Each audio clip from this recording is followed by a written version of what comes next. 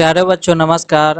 आज के इस वीडियो में हम कक्षा 12वीं के इतिहास के तीसरे अध्याय जिसका नाम है बंधुत्व जाति तथा वर्ग, इसमें हमें महाभारत के भी बारे में पढ़ना है। तो आज हम इसी चैप्टर के डिटेल नोट्स पढ़ेंगे ताकि आपको एग्ज़ाम में इससे जुड़े जितने भी ऑब्जेक्टिव या सब्जेक्टिव प्रश्न हैं वो आपसे न छूटे। अगर आपको ये वीडियो अच्छा लगे तो प्लीज़ लाइक करें और चैनल को सब्सक्राइब करें ताकि मैं आपके लिए यूं ही ज़्यादा से ज़्यादा वीडियो लाता रहूं। प्यारे बच्चों, मैं आपको हिस्ट्री चैप्टर वाइज पढ़ा रहा हूं। आपने इससे पहले मेरे 2 चैप्टर का वीडियो आपने सब्जेक्टिव ऑब्जेक्टिव और नोट्स का वीडियो नहीं देखा है तो आप मेरे प्लेलिस्ट में जाकर के देख सकते हैं ताकि आपके एग्ज़ाम की तैयारी अच्छे हो सके। तो चलिए, इस चैप्टर को पढ़ने से पहले थोड़े से महाभारत के बारे में हमें जान लेना है ताकि आपके एग्ज़ाम में इससे संबंधित जो क्वेश्चन पूछा जाए वो आपसे ना छूटे और आपको ये चैप्टर भी अच्छे से समझ में आ जाए। तो चलिए, सबसे पहले थोड़ा सा महाभारत की संक्षिप्त कहानी देख लेते हैं कि महाभारत जो है वो दुनिया का सबसे बड़ा महाकाव्य है। प्यारे बच्चों, आपसे क्वेश्चन में पूछा जाएगा कि दुनिया का सबसे बड़ा महाकाव्य कौन है, तो महाभारत है। महाभारत में 1 लाख से अधिक श्लोक हैं, इसीलिए सतसहस्त्र संहिता भी इसे कहा जाता है। प्यारे बच्चों, महाभारत में कितने श्लोक हैं, तो 1 लाख से अधिक है, इसीलिए इसे क्या कहा जाता है, तो सतसहस्त्र संहिता भी कहा जाता है। आगे है, महाभारत में कुल 18 पर्व है। प्यारे बच्चों, आपसे ऑब्जेक्टिव में क्वेश्चन पूछा जाएगा कि महाभारत में कुल कितने पर्व हैं, तो 18 पर्व है एवं सभी पर्व सहित 1948 अध्याय है। प्यारे बच्चों, महाभारत में कितने अध्याय हैं, 1948 अध्याय है। महाभारत का जो पूरा नाम है वो जय संहिता है। महाभारत की रचना जो है वो 1000 वर्ष तक होती रही है। प्यारे बच्चों, अब आगे है, महाभारत में हमें क्या देखने को मिलता है, तो महाभारत में उस समय के सामाजिक स्थिति तथा सामाजिक नियम के बारे में जानकारी मिलता है। और महाभारत में क्या है कि 2 परिवार के बीच जो युद्ध हुआ है, जो 2 परिवार था कौरव और पांडव, जिनके बीच युद्ध हुआ था प्यारे बच्चों महाभारत का, उसमें जीत जो होता है वो पांडव का हुआ है। तो इसी की जानकारी हमें किससे मिलता है, तो महाभारत से ही हमें मिलता है। तो चलिए, अब ये जो 2 परिवार है कौरव और पांडव, जिनमें महाभारत का युद्ध हुआ था कुरुक्षेत्र के मैदान में, जिसमें जीत जो होता है वो पांडवों का होता है। प्यारे बच्चों, तो उसके बारे में अब हम लोग थोड़ा सा जान लेते हैं। तो आपने इतना अच्छा से समझ लेना है ताकि आप लोगों ने अगर महाभारत की कहानी देखा होगा तब तो आप लोगों को अच्छे से समझ में आ जाएगा, लेकिन जो लोग महाभारत की कहानी नहीं देखे होंगे उनको मैं थोड़ा सा संक्षेप में बता देता हूं ताकि आपको महाभारत से ऑब्जेक्टिव क्वेश्चन या सब्जेक्टिव क्वेश्चन वो आपसे बन जाए। तो इसमें जो स्टार्ट होता है प्यारे बच्चों, मैंने बताया था कुरु महाजनपद। तो कुरु महाजनपद के कुरु वंश, कौन वंश, कुरु वंश, जिसकी राजधानी थी हस्तिनापुर, जो वर्तमान में अभी यूपी यानी कि उत्तर प्रदेश में पड़ता है। तो कुरु वंश में ही 2 परिवार थे, एक परिवार था कौरव और दूसरा परिवार था पांडव। तो कौरव में 100 लोग थे यानी 100 भाई थे, और पांडव में जो प्यारे बच्चों वो 5 भाई यानी कि 5 लोग थे। तो कौरव में जो 100 लोग थे ना, इनमें जो महत्वपूर्ण थे, मेन थे, वो दुर्योधन था और इनका छोटा भाई दुशासन था। ये दुर्योधन और दुशासन सहित 100 भाई थे कौरव परिवार में। और दुर्योधन और दुशासन के जो पिता थे प्यारे बच्चों वो धृतराष्ट्र से थे, जो अंधे थे, और माता थी गांधारी। तो गांधारी के जो पति थे प्यारे बच्चों वो अंधे थे, इसीलिए गांधारी ने भी विवाह के बाद धृतराष्ट्र की तरह ही आजीवन अंधी रहने के लिए उन्होंने आंख पर पट्टी बांध ली थी। प्यारे बच्चों, ये जो दुर्योधन था प्यारे बच्चों, ये हमेशा ही राजा बनने की ईर्षा होती थी और ईर्षा के कारण ही प्यारे बच्चों ये हमेशा ही जो ये 5 पांडव भाई है इनसे हमेशा इनको दुश्मनी रहता था। चलिए अब पांडवों के बारे में थोड़ा सा देख लेते हैं कि पांडव में 5 लोग थे, 5 भाई थे प्यारे बच्चों, जिनमें युधिष्ठिर, भीम, अर्जुन, नकुल और सहदेव थे। और ये पांचों भाई जो थे प्यारे बच्चों ये पांडव कहलाए। इनकी माता का नाम कुंती था और पिता का नाम जो था प्यारे बच्चों वो पांडु था। इनमें जो सबसे बड़े थे पांचों भाई में वो युधिष्ठिर थे और भीम जो थे प्यारे बच्चों ये सबसे बलवान, सबसे शक्तिशाली और जो पावर में, ताकत में सबसे ज्यादा थे भीम प्यारे बच्चों। और ये जो अर्जुन थे प्यारे बच्चों ये धनुष चलाने में, ये धनुर्धर विद्या में ये सबसे 1 नंबर पर थे प्यारे बच्चों। और अर्जुन के जो गुरु थे प्यारे बच्चों वो है द्रोणाचार्य। अर्जुन के जो गुरु थे प्यारे बच्चों वो थे द्रोणाचार्य। तो द्रोणाचार्य जब अर्जुन को जब धनुर्धर विद्या सिखा रहे थे तो एक व्यक्ति था जिनका नाम एकलव्य था, उसने द्रोणाचार्य से छुप छुप कर शिक्षा ग्रहण की।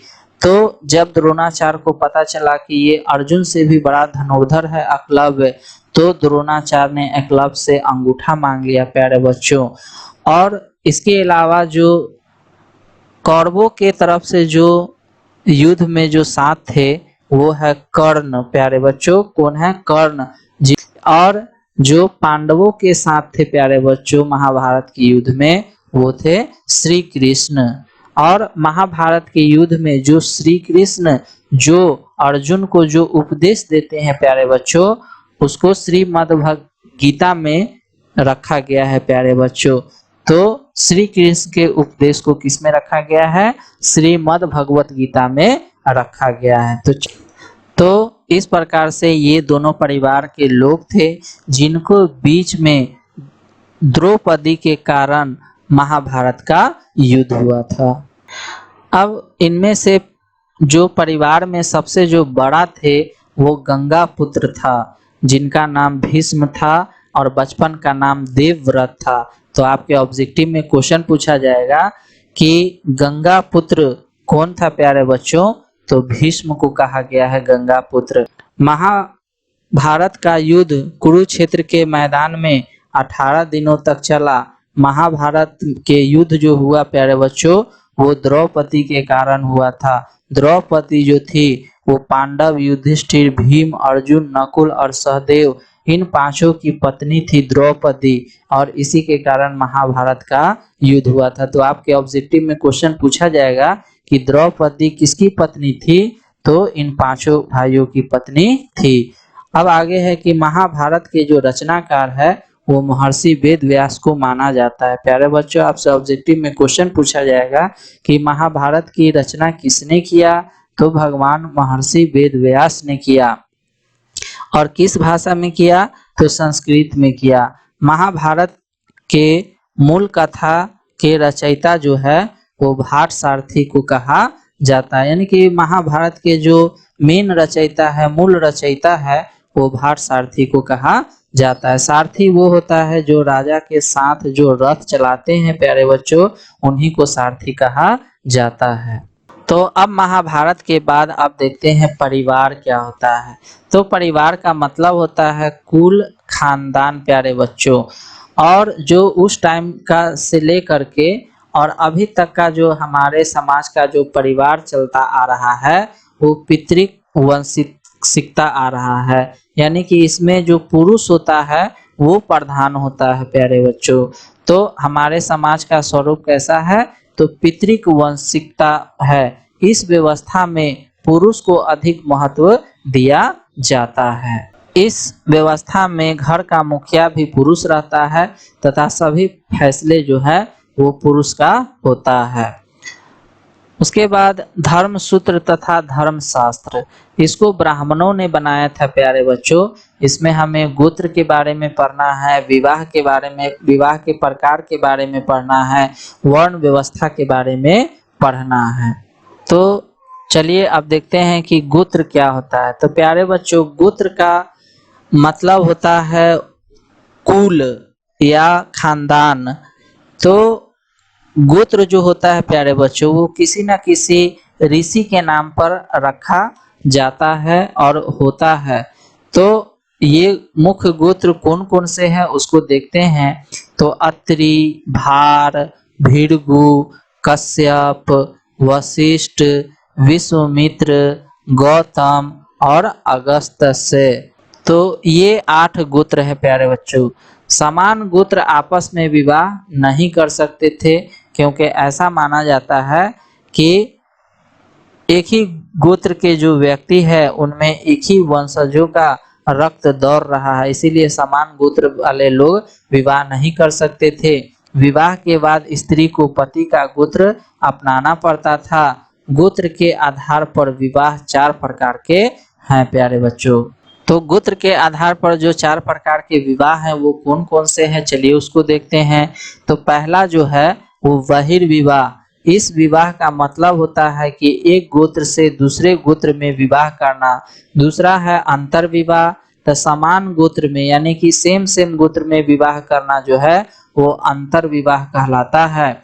बहुपति विवाह, जब एक स्त्री के अनेक पति होते हैं तो उसे बहुपति विवाह कहते हैं। जैसे प्यारे बच्चों, महाभारत में द्रौपदी के 5 पति थे प्यारे बच्चों, तो उसे हम बहुपति विवाह कहेंगे। उसके बाद है बहुपत्नी विवाह। बहुपत्नी विवाह में क्या है कि एक पुरुष के अनेक पत्नी होते थे प्यारे बच्चों। तो ये गोत्र के अनुसार ये 4 प्रकार के विवाह है। तो आपसे 2 नंबर के एग्जाम में अगर क्वेश्चन पूछा जाए कि गोत्र के आधार पर विवाह के कितने प्रकार होते हैं, तो 4 प्रकार होते हैं: बहिर्विवाह, अंतर्विवाह और बहुपति विवाह और बहुपत्नी विवाह प्यारे बच्चों। अब आगे है कि मनु के आधार पर विवाह के प्रकार तथा धर्म सूत्र तथा धर्मशास्त्र के आधार पर विवाह 8 प्रकार के होते हैं। प्यारे बच्चों, जो भीष्म पितामह हैं उन्होंने महाभारत में मनु स्मृति के आधार पर 8 प्रकार के विवाहों का वर्णन किया है। तो अब हमें मनु स्मृति के आधार पर, गोत्र के आधार पर तो 4 प्रकार के विवाह हमने देख लिया। अब मनु के आधार पर 4 प्रकार के विवाह हमको देखना है कि किस प्रकार से 8 प्रकार का विवाह है। तो पहला जो है वो ब्राह्मण विवाह है। यह सर्वोत्तम प्रकार का विवाह था। गुणवान के साथ साथ पूजा कर वस्त्र भूषणों से सुसज्जित कन्या का विवाह करना ब्राह्मण विवाह कहलाता है। आज भी यही प्रचलित विवाह है प्यारे बच्चों। उसके बाद दूसरा है दैव विवाह। तो विधिवत यज्ञ का अनुष्ठान करने वाले पुरोहित के साथ कन्या का विवाह दैव विवाह कहलाता है। जो पूजा पाठ करने वाले जो पुरोहित होते हैं प्यारे बच्चों, उनके साथ विवाह करना कैसा विवाह कहलाता है? दैव विवाह कहलाता है। तीसरा जो है वो आर्ष विवाह है। वर से एक जोड़ी गाय और एक बैल प्राप्त कर पिता अपनी पुत्री का विवाह उससे करा देता था, तो उसे हम लोग आर्ष विवाह कहते हैं। अगला जो है वो प्रजापत्य विवाह है। पिता जो है वर से यह प्रतिज्ञा कराता था कि वह उसकी पुत्री मिलजुल कर सामाजिक धार्मिक कर्तव्यों का निर्वाह करेंगे, तब अपनी पुत्री का विवाह उससे करवा देता था। तो इस प्रकार के विवाह को प्रजापत्य विवाह कहते हैं। उसके बाद है असुर विवाह। तो वर से यथाशक्ति धन लेकर माता पिता अपनी पुत्री कन्या का विवाह उससे करते थे, तो उसे हम लोग असुर विवाह कहते हैं। गंधर्व विवाह, तो जब वर कन्या एक दूसरे के गुणों पर आकर्षित होकर विवाह करते हैं तो उसे हम लोग गंधर्व विवाह कहते हैं। तो जो भीम और हिडिंबा का जो विवाह हुआ था प्यारे बच्चों, वो गंधर्व विवाह ही हुआ था, क्योंकि हिडिंबा ने भीम की शक्ति को देख करके उससे मोहित होकर के उससे विवाह किया था, जिससे एक पुत्र घटोत्कच भी हुआ था प्यारे बच्चों। उसके बाद अगला है राक्षस विवाह। तो बलपूर्वक कन्या का अपहरण कर के विवाह कर लेना राक्षस विवाह कहलाता है। उसके बाद जो लास्ट है 8वां प्रकार का विवाह, वो पिशाच विवाह है कि सोती हुई पागल अथवा मदमस्त कन्या के साथ बलपूर्वक संभोग कर उससे विवाह हेतु मजबूर करना पिशाच विवाह कहलाता है। तो प्यारे बच्चों, ये 8 प्रकार के विवाह मनुस्मृति के अनुसार है। तो आपसे ऑब्जेक्टिव क्वेश्चन में पूछा जाएगा कि गोत्र के आधार पर विवाह कितने प्रकार के हैं, तो 4 प्रकार के हैं।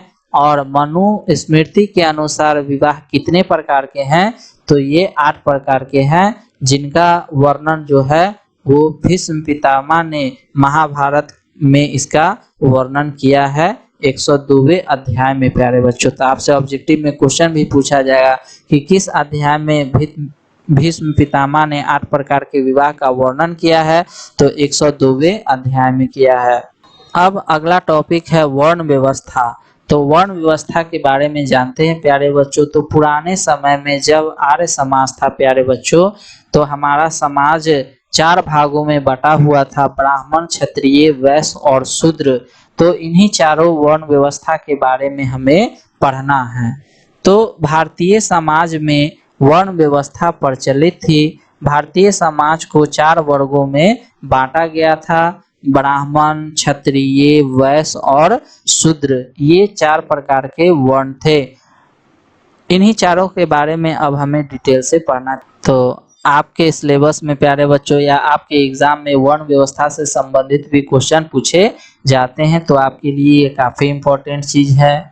ऋग्वेद के पुरुष सूक्त में 4 वर्ण की उत्पत्ति ब्रह्मा के 4 अंग से माना जाता है। ऋग्वेद में प्यारे बच्चों 4 वर्ण की उत्पत्ति माना जाता है ब्रह्मा के 4 अंग से।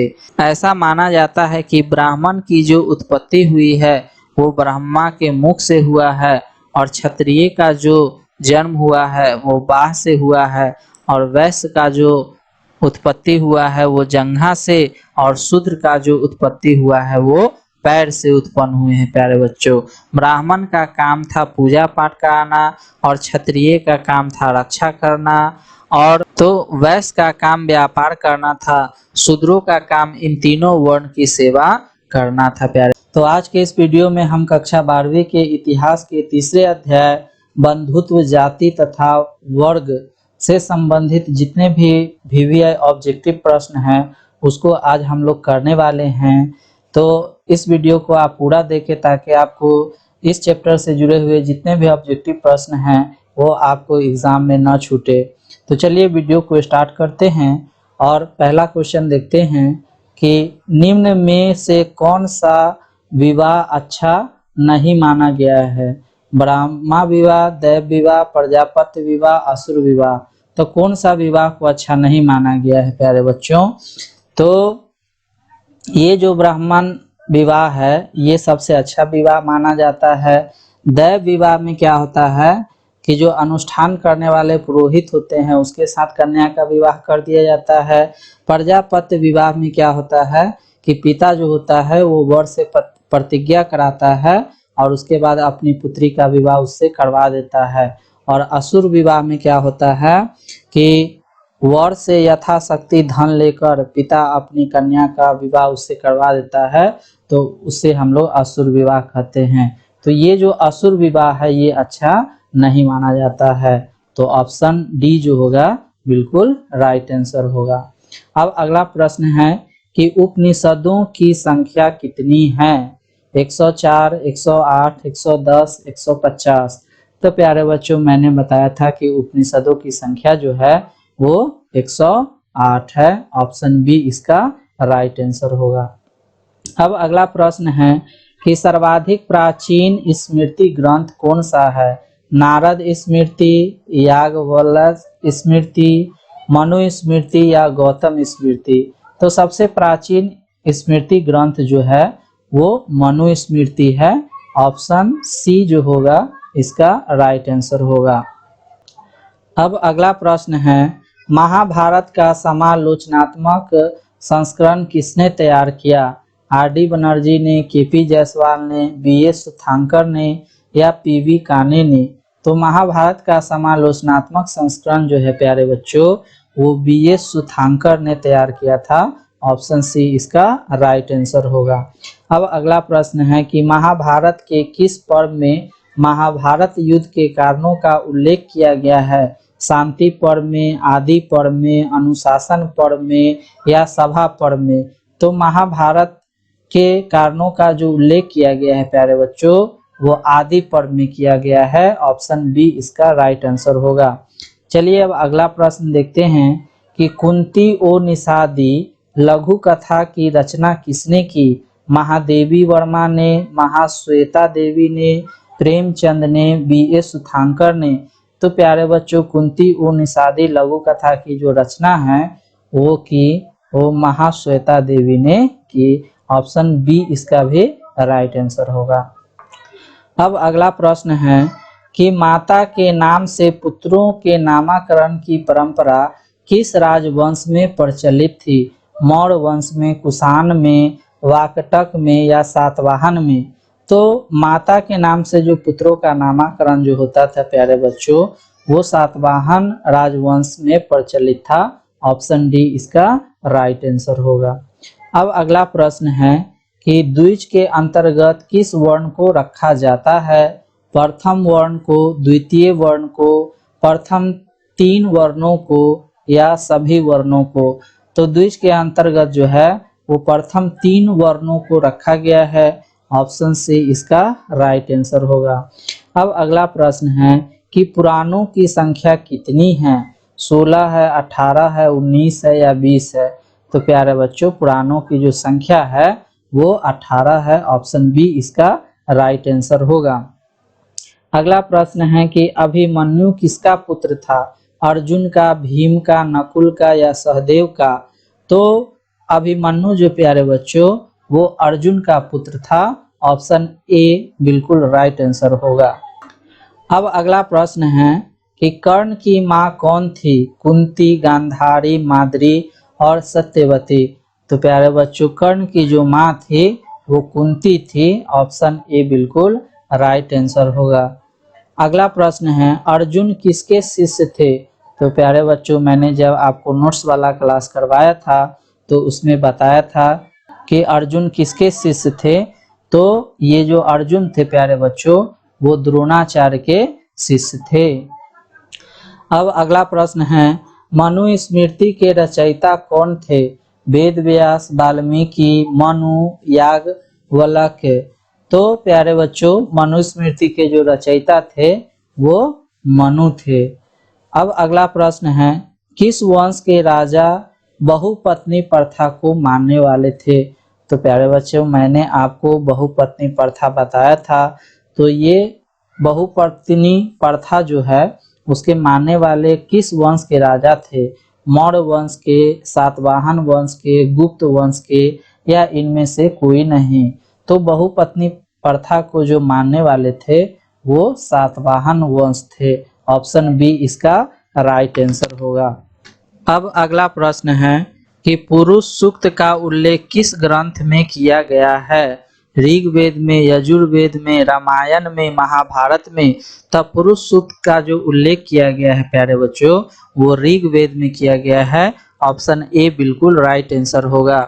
अगला प्रश्न है आश्रम व्यवस्था में कितने प्रकार के आश्रमों का उल्लेख है? तो आश्रम व्यवस्था में प्यारे बच्चों 2 है कि 4 है कि 6 है कि 8 है?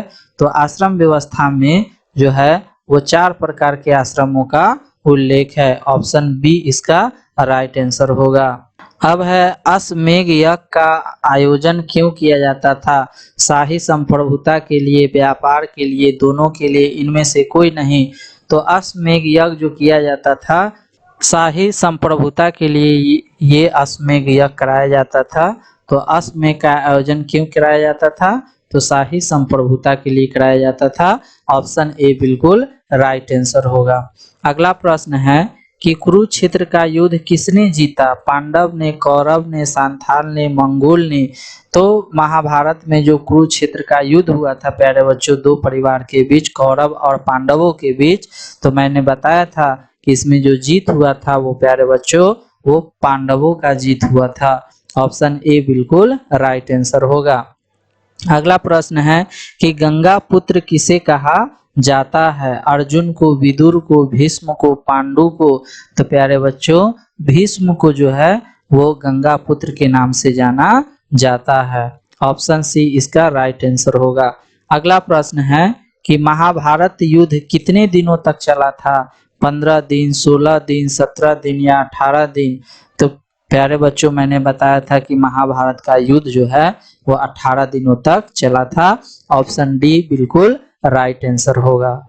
अब अगला प्रश्न है कि महाभारत की रचना किस भाषा में हुई? संस्कृत में, पाली में, प्राकृत में या हिंदी में? तो महाभारत की जो रचना हुई प्यारे बच्चों वो संस्कृत भाषा में हुई थी। ऑप्शन ए इसका राइट आंसर होगा। अगला प्रश्न है कि महाभारत किसने लिखा? वाल्मीकि ने, मनु ने, कौटिल्य ने, महर्षि वेदव्यास ने? तो रामायण के जो लेखक है, रचनाकार है वो वाल्मीकि है।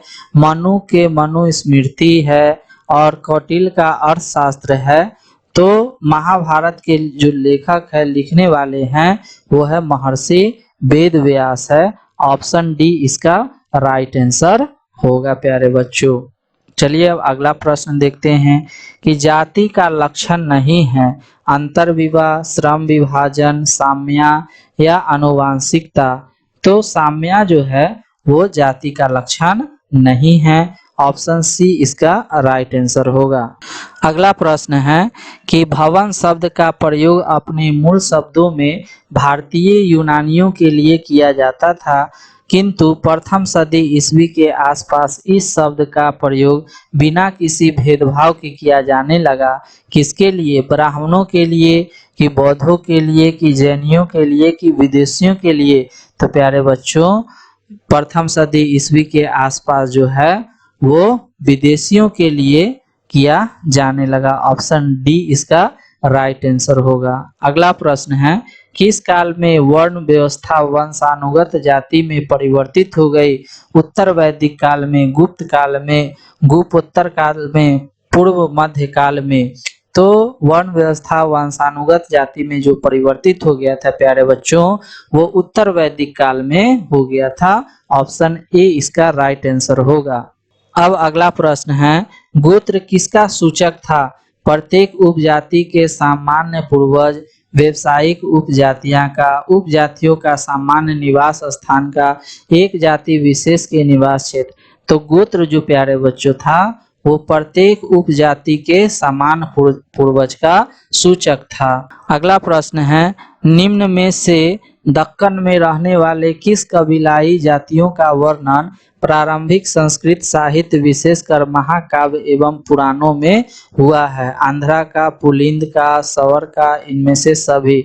तो इनमें से सभी का कबीलाई जाति का वर्णन है महाकाव्य एवं पुराणों में। तो ऑप्शन डी इसका राइट आंसर होगा।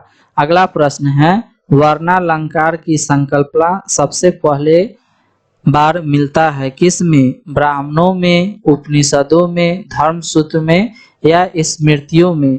तो प्यारे बच्चों जो वर्णालंकार की संकल्पना है वो मनुस्मृतियों में मिलती है। ऑप्शन डी इसका राइट आंसर होगा। अब अगला प्रश्न है कि महाभारत का समालोचनात्मक संस्करण कितने वर्षों में तैयार हुआ? 37 वर्षों में, 36 वर्षों में, 35 वर्षों में या 34 वर्षों में? तो महाभारत का समालोचनात्मक संस्करण जो है वो 37 वर्षों में तैयार हुआ। ऑप्शन ए बिल्कुल राइट आंसर होगा। अगला प्रश्न है कि गोत्र के अंदर विवाह करना कौन सा विवाह कहलाता है? अंतर्विवाह, बहिर्विवाह, ब्राह्मण विवाह या राक्षस विवाह? तो गोत्र के ही अंदर विवाह करना प्यारे बच्चों वो अंतर्विवाह कहलाता है। ऑप्शन ए जो होगा वो बिल्कुल राइट आंसर होगा। अगला प्रश्न है कि क्या ब्राह्मणों का सार्वभौमिक प्रभाव था? तो हाँ, ब्राह्मणों का सार्वभौमिक प्रभाव था। ऑप्शन ए हाँ बिल्कुल राइट आंसर होगा। अगला प्रश्न है कि सातवाहन राजाओं और रानियों की आकृति प्राप्त कहाँ से उत्कीर्ण है? राजमहलों में, मंदिरों में, गुफा की दीवारों पर, स्तंभ अभिलेखों पर? तो सातवाहन राजाओं और रानियों की जो आकृति है वो गुफा की दीवारों पर। ऑप्शन सी इसका राइट आंसर होगा। अब अगला प्रश्न है कि द्रोण अद्वितीय तीरंदाज किसको बनाना चाहते थे? अर्जुन को या एकलव्य को या नकुल को या सहदेव को? तो प्यारे बच्चों द्रोण जो है वो अर्जुन को अद्वितीय तीरंदाज बनाना चाहते थे, अर्जुन के जैसा कोई तीरंदाज न हो, तो ये द्रोण चाहते थे। तो ऑप्शन ए जो होगा बिल्कुल राइट आंसर होगा। अगला प्रश्न है कि मनुस्मृति में कितने प्रकार के विवाह का उल्लेख किया गया है? 4 प्रकार के, 6 प्रकार के, 8 प्रकार के या 9 प्रकार के? तब मनुस्मृति के 102वें अध्याय में 8 प्रकार के विवाह का उल्लेख किया गया है। ऑप्शन सी बिल्कुल राइट आंसर होगा, 8 प्रकार के विवाह का उल्लेख किया गया है। अगला प्रश्न है कि महाभारत में गंगा पुत्र के नाम से किसे जाना जाता है? शांतनु को, भीष्म को, दुर्योधन को या शकुनि को? तब प्यारे बच्चों मैंने बताया था कि भीष्म को गंगा पुत्र के नाम से जाना जाता है। तो ऑप्शन बी इसका राइट आंसर होगा। अगला प्रश्न है कि महाभारत के आदि पर्व के किस अध्याय में भीष्म द्वारा 8 प्रकार के विवाहों का वर्णन किया गया है? प्रथम, 52वें, 102वें या 100वें? तो महाभारत के आदि पर्व के 102वें अध्याय में भीष्म के द्वारा 8 प्रकार के विवाह का वर्णन किया गया है। ऑप्शन सी इसका बिल्कुल राइट आंसर होगा। अगला प्रश्न है कि अम्बा अम्बालिका किसकी पत्नियां थी? चित्रांगद की, विचित्रवीर की, पांडु की या दुर्योधन की? तो प्यारे बच्चों मैंने आपको बताया था कि अम्बा अम्बालिका जो थी वो विचित्रवीर की पत्नियां थी। ऑप्शन बी इसका राइट आंसर होगा। अब अगला प्रश्न है कि महर्षि व्यास द्वारा उत्पन्न संतान कौन था? पांडु था, धृतराष्ट्र था, विदुर था या ये सभी? तो व्यास द्वारा जो है वो पांडु, धृतराष्ट्र, विदुर ये सभी वेद व्यास द्वारा उत्पन्न संतानें थी। ऑप्शन डी इसका बिल्कुल राइट आंसर होगा। अगला प्रश्न है कि घटोत्कच किसका पुत्र था? युधिष्ठिर का, अर्जुन का, दुर्योधन का या भीम का? तो प्यारे बच्चों मैंने आपको बताया था कि भीम और हिडिंबा का जो विवाह हुआ था, गंधर्व विवाह, उससे जो पुत्र प्राप्त हुआ था उसका नाम था प्यारे बच्चों घटोत्कच। तो घटोत्कच जो था वो भीम का पुत्र था। ऑप्शन डी बिल्कुल राइट आंसर होगा। भीम ने हिडिंबा के साथ कौन सा विवाह संपन्न किया था? आर्ष विवाह, गंधर्व विवाह, राक्षस विवाह या दैव विवाह? तो भीम ने हिडिंबा के साथ गंधर्व विवाह किया था। ऑप्शन बी इसका राइट आंसर होगा। अगला प्रश्न है द्रौपदी किसकी पत्नी थी? अर्जुन के, नकुल के, सहदेव के या इनमें से सभी के? तो प्यारे बच्चों द्रौपदी जो थी वो 5 पांडव भाई की पत्नी थी। तो ऑप्शन डी होगा इनमें से सभी का। ऑप्शन डी राइट आंसर होगा। अब अगला प्रश्न है कि कर्मैन वाधिकारस्ते माँ फलेषु कदाचन श्रीमद् भगवत गीता के किस अध्याय में वर्णित है? प्रथम, द्वितीय, तृतीय या चतुर्थ?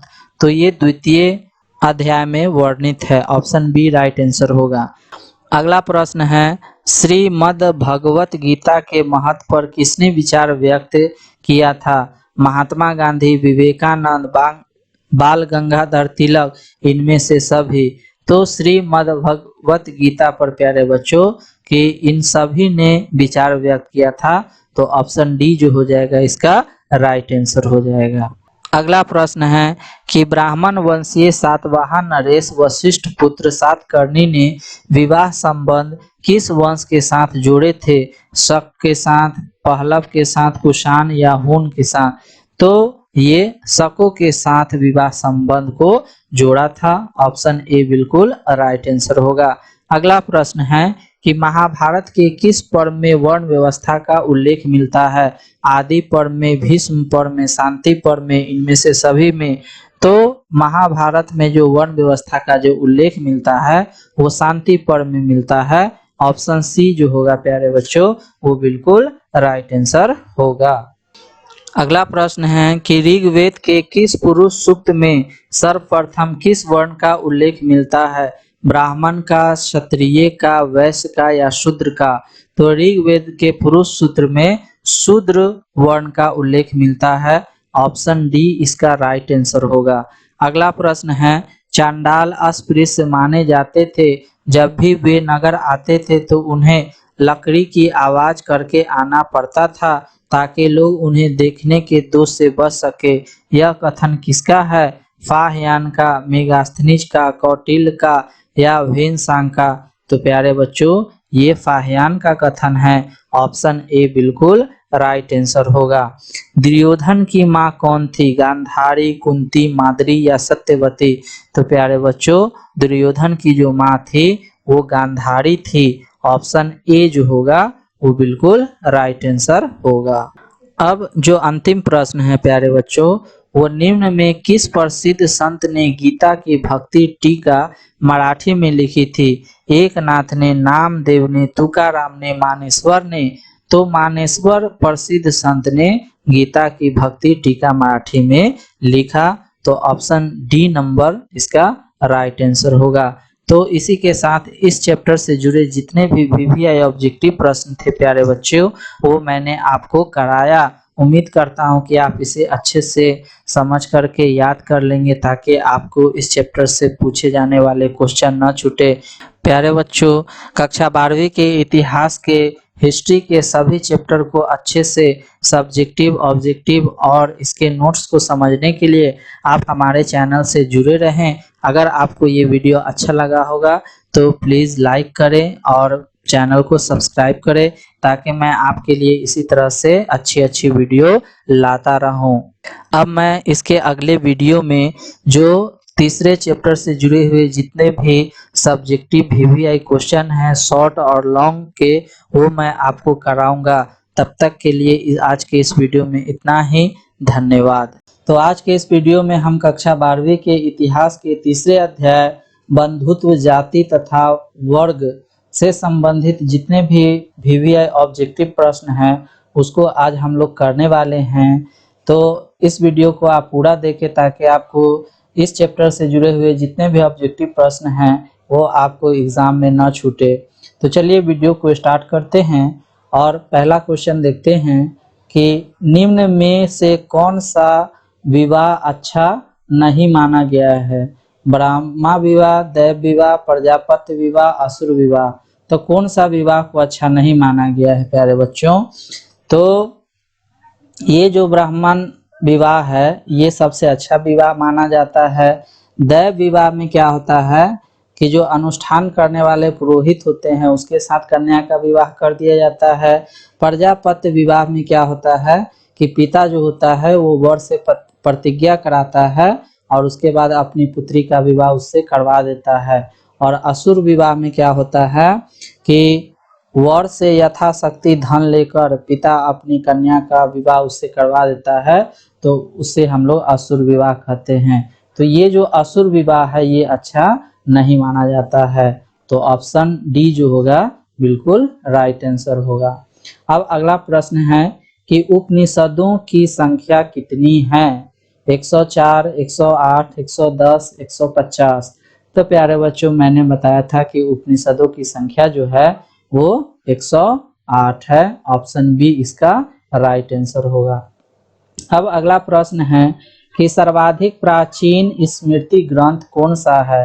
नारद स्मृति, याज्ञवल्क्य स्मृति, मनु स्मृति या गौतम स्मृति? तो सबसे प्राचीन स्मृति ग्रंथ जो है वो मनु स्मृति है। ऑप्शन सी जो होगा इसका राइट आंसर होगा। अब अगला प्रश्न है महाभारत का समालोचनात्मक संस्करण किसने तैयार किया? आर.डी. बनर्जी ने, के.पी. जायसवाल ने, बी.एस. सुधांकर ने या पी.वी. काने ने? तो महाभारत का समालोचनात्मक संस्करण जो है प्यारे बच्चों वो बी.एस. सुधांकर ने तैयार किया था। ऑप्शन सी इसका राइट आंसर होगा। अब अगला प्रश्न है कि महाभारत के किस पर्व में महाभारत युद्ध के कारणों का उल्लेख किया गया है? शांति पर्व में, आदि पर्व में, अनुशासन पर्व में या सभा पर्व में? तो महाभारत के कारणों का जो उल्लेख किया गया है प्यारे बच्चों वो आदि पर्व में किया गया है। ऑप्शन बी इसका राइट आंसर होगा। चलिए अब अगला प्रश्न देखते हैं कि कुंती ओ निषादी लघु कथा की रचना किसने की? महादेवी वर्मा ने, महाश्वेता देवी ने, प्रेमचंद ने, बी.एस. सुधांकर ने? तो प्यारे बच्चों कुंती ओ निषादी लघु कथा की जो रचना है वो महाश्वेता देवी ने की। ऑप्शन बी इसका भी राइट आंसर होगा। अब अगला प्रश्न है कि माता के नाम से पुत्रों के नामकरण की परंपरा किस राजवंश में प्रचलित थी? मौर्य वंश में, कुषाण में, वाकटक में या सातवाहन में? तो माता के नाम से जो पुत्रों का नामकरण जो होता था प्यारे बच्चों, वो सातवाहन राजवंश में प्रचलित था। ऑप्शन डी इसका राइट आंसर होगा। अब अगला प्रश्न है कि द्विज के अंतर्गत किस वर्ण को रखा जाता है? प्रथम वर्ण को, द्वितीय वर्ण को, प्रथम 3 वर्णों को या सभी वर्णों को? तो द्विज के अंतर्गत जो है वो प्रथम 3 वर्णों को रखा गया है। ऑप्शन सी इसका राइट आंसर होगा। अब अगला प्रश्न है कि पुराणों की संख्या कितनी है? 16 है, 18 है, 19 है या 20 है? तो प्यारे बच्चों पुराणों की जो संख्या है वो 18 है। ऑप्शन बी इसका राइट आंसर होगा। अगला प्रश्न है कि अभिमन्यु किसका पुत्र था? अर्जुन का, भीम का, नकुल का या सहदेव का? तो अभिमन्यु जो प्यारे बच्चों वो अर्जुन का पुत्र था। ऑप्शन ए बिल्कुल राइट आंसर होगा। अब अगला प्रश्न है कि कर्ण की माँ कौन थी? कुंती, गांधारी, माद्री और सत्यवती? तो प्यारे बच्चों कर्ण की जो माँ थी वो कुंती थी। ऑप्शन ए बिल्कुल राइट आंसर होगा। अगला प्रश्न है अर्जुन किसके शिष्य थे? तो प्यारे बच्चों मैंने जब आपको नोट्स वाला क्लास करवाया था तो उसमें बताया था कि अर्जुन किसके शिष्य थे। तो ये जो अर्जुन थे प्यारे बच्चों वो द्रोणाचार्य के शिष्य थे। अब अगला प्रश्न है मनुस्मृति के रचयिता कौन थे? वेद व्यास, वाल्मीकि, मनु, याज्ञवल्क्य? तो प्यारे बच्चों मनुस्मृति के जो रचयिता थे वो मनु थे। अब अगला प्रश्न है किस वंश के राजा बहुपत्नी प्रथा को मानने वाले थे? तो प्यारे बच्चों मैंने आपको बहुपत्नी प्रथा बताया था। तो ये बहुपत्नी प्रथा जो है उसके मानने वाले किस वंश के राजा थे? मौर्य वंश के, सातवाहन वंश के, गुप्त वंश के या इनमें से कोई नहीं? तो बहुपत्नी प्रथा को जो मानने वाले थे वो सातवाहन वंश थे। ऑप्शन बी इसका राइट आंसर होगा। अब अगला प्रश्न है कि पुरुष सूक्त का उल्लेख किस ग्रंथ में किया गया है? ऋग्वेद में, यजुर्वेद में, रामायण में, महाभारत में? तब पुरुष सूक्त का जो उल्लेख किया गया है प्यारे बच्चों वो ऋग्वेद में किया गया है। ऑप्शन ए बिल्कुल राइट आंसर होगा। अगला प्रश्न है आश्रम व्यवस्था में कितने प्रकार के आश्रमों का उल्लेख है? तो आश्रम व्यवस्था में प्यारे बच्चों 2 है कि 4 है कि 6 है कि 8 है? तो आश्रम व्यवस्था में जो है वो 4 प्रकार के आश्रमों का उल्लेख है। ऑप्शन बी इसका राइट आंसर होगा। अब है अश्वमेध यज्ञ का आयोजन क्यों किया जाता था? शाही संप्रभुता के लिए, व्यापार के लिए, दोनों के लिए, इनमें से कोई नहीं? तो अश्वमेध यज्ञ जो किया जाता था शाही संप्रभुता के लिए ये अश्वमेध यज्ञ कराया जाता था। तो अश्वमेध का आयोजन क्यों कराया जाता था? तो शाही संप्रभुता के लिए कराया जाता था। ऑप्शन ए बिल्कुल राइट आंसर होगा। अगला प्रश्न है कि कुरुक्षेत्र का युद्ध किसने जीता? पांडव ने, कौरव ने, सांथाल ने, मंगोल ने? तो महाभारत में जो कुरुक्षेत्र का युद्ध हुआ था प्यारे बच्चों 2 परिवार के बीच, कौरव और पांडवों के बीच, तो मैंने बताया था कि इसमें जो जीत हुआ था वो प्यारे बच्चों वो पांडवों का जीत हुआ था। ऑप्शन ए बिल्कुल राइट आंसर होगा। अगला प्रश्न है कि गंगा पुत्र किसे कहा जाता है? अर्जुन को, विदुर को, भीष्म को, पांडु को? तो प्यारे बच्चों भीष्म को जो है वो गंगा पुत्र के नाम से जाना जाता है। ऑप्शन सी इसका राइट आंसर होगा। अगला प्रश्न है कि महाभारत युद्ध कितने दिनों तक चला था? 15 दिन, 16 दिन, 17 दिन या 18 दिन? तो प्यारे बच्चों मैंने बताया था कि महाभारत का युद्ध जो है वो 18 दिनों तक चला था। ऑप्शन डी बिल्कुल राइट आंसर होगा।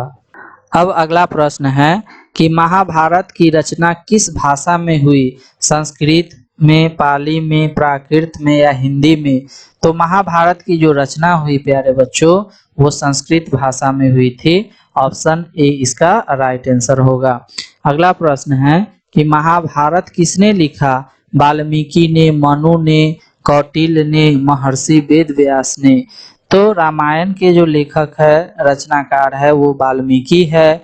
मनु के मनुस्मृति है और कौटिल्य का अर्थशास्त्र है। तो महाभारत के जो लेखक है, लिखने वाले हैं, वो है महर्षि वेद व्यास है। ऑप्शन डी इसका राइट आंसर होगा प्यारे बच्चों। चलिए अब अगला प्रश्न देखते हैं कि जाति का लक्षण नहीं है अंतर्विवाह, श्रम विभाजन, साम्या या आनुवांशिकता। तो साम्या जो है वो जाति का लक्षण नहीं है। ऑप्शन सी इसका राइट आंसर होगा। अगला प्रश्न है कि भवन शब्द का प्रयोग अपने मूल शब्दों में भारतीय यूनानियों के लिए किया जाता था, किंतु प्रथम सदी ईस्वी के आसपास इस शब्द का प्रयोग बिना किसी भेदभाव के किया जाने लगा। किसके लिए? ब्राह्मणों के लिए, कि बौद्धों के लिए, कि जैनियों के लिए, कि विदेशियों के लिए? तो प्यारे बच्चों, प्रथम सदी ईस्वी के आसपास जो है वो विदेशियों के लिए किया जाने लगा। ऑप्शन डी इसका राइट आंसर होगा। अगला प्रश्न है, किस काल में वर्ण व्यवस्था वंशानुगत जाति में परिवर्तित हो गई? उत्तर वैदिक काल में, गुप्त काल में, गुप्तोत्तर काल में, पूर्व मध्य काल में? तो वर्ण व्यवस्था वंशानुगत जाति में जो परिवर्तित हो गया था प्यारे बच्चों, वो उत्तर वैदिक काल में हो गया था। ऑप्शन ए इसका राइट आंसर होगा। अब अगला प्रश्न है, गोत्र किसका सूचक था? प्रत्येक उपजाति के सामान्य पूर्वज, व्यावसायिक उपजातियां का, उपजातियों का सामान्य निवास स्थान का, एक जाति विशेष के निवास क्षेत्र? तो गोत्र जो प्यारे बच्चों था वो प्रत्येक उपजाति के समान पूर्वज का सूचक था। अगला प्रश्न है, निम्न में से दक्कन में रहने वाले किस कबीलाई जातियों का वर्णन प्रारंभिक संस्कृत साहित्य विशेषकर महाकाव्य एवं पुराणों में हुआ है? आंध्रा का, पुलिंद का, सवर का, इनमें से सभी? तो इनमें से सभी का कबीलाई जाति का वर्णन है महाकाव्य एवं पुराणों में। तो ऑप्शन डी इसका राइट आंसर होगा। अगला प्रश्न है, वर्णालंकार की संकल्पना सबसे पहले बार मिलता है किसमें? ब्राह्मणों में, उपनिषदों में, धर्मसूत्र में या स्मृतियों में? तो प्यारे बच्चों, जो वर्णालंकार की संकल्पना है वो मनुस्मृतियों में मिलती है। ऑप्शन डी इसका राइट आंसर होगा। अब अगला प्रश्न है कि महाभारत का समालोचनात्मक संस्करण कितने वर्षों में तैयार हुआ? 37 वर्षों में, 36 वर्षों में, 35 वर्षों में या 34 वर्षों में? तो महाभारत का समालोचनात्मक संस्करण जो है वो 37 वर्षों में तैयार हुआ। ऑप्शन ए बिल्कुल राइट आंसर होगा। अगला प्रश्न है कि गोत्र के अंदर विवाह करना कौन सा विवाह कहलाता है? अंतर विवाह, बहिर्विवाह, ब्राह्मण विवाह या राक्षस विवाह? तो गोत्र के ही अंदर विवाह करना प्यारे बच्चों वो अंतर विवाह कहलाता है। ऑप्शन ए जो होगा वो बिल्कुल राइट आंसर होगा। अगला प्रश्न है कि क्या ब्राह्मणों का सार्वभौमिक प्रभाव था? तो हाँ, ब्राह्मणों का सार्वभौमिक प्रभाव था। ऑप्शन ए हाँ बिल्कुल राइट आंसर होगा। अगला प्रश्न है कि सातवाहन राजाओं और रानियों की आकृति प्राप्त कहाँ से उत्कीर्ण है? राजमहलों में, मंदिरों में, गुफा की दीवारों पर, स्तंभ अभिलेखों पर?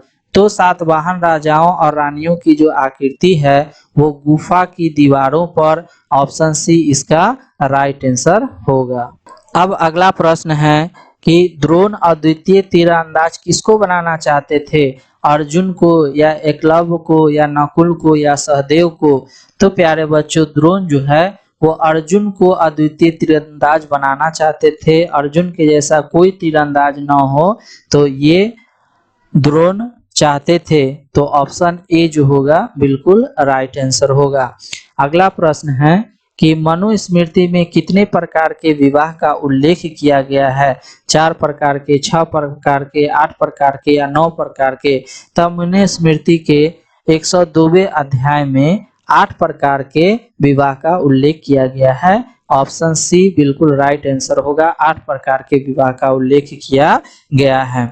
अगला प्रश्न है कि महाभारत में गंगा पुत्र के नाम से किसे जाना जाता है? शांतनु को, भीष्म को, दुर्योधन को या शकुनि को?